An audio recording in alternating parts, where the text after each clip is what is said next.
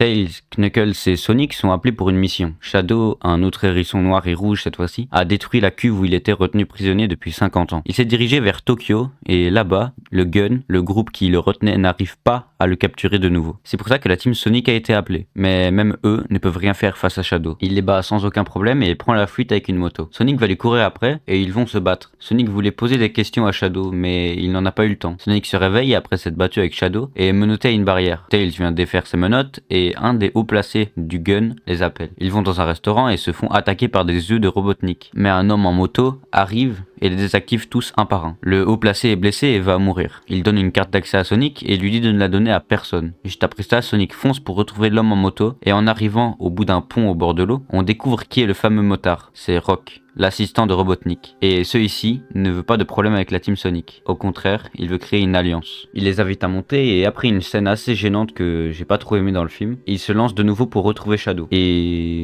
Et bah je vais m'arrêter là. Non pas parce que je risque de me faire strike beaucoup de fois par YouTube dans cette vidéo.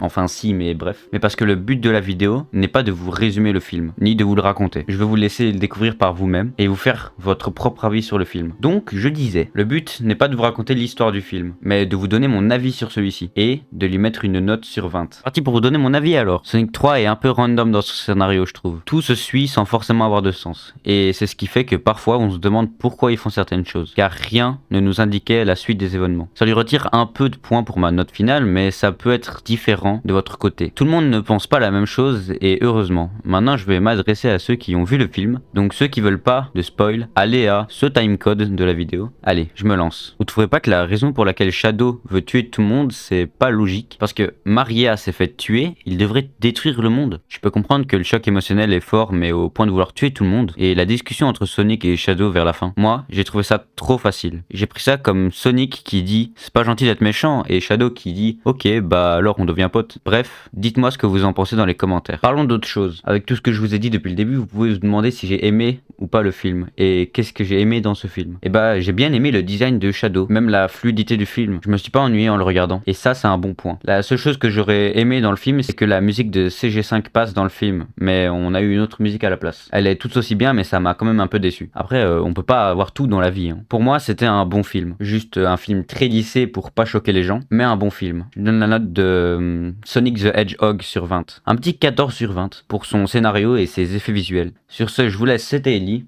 et la phrase de fin sera Raise the shadows trying to keep up every step I'm finding Maria. C'est la ref à la musique de CG5.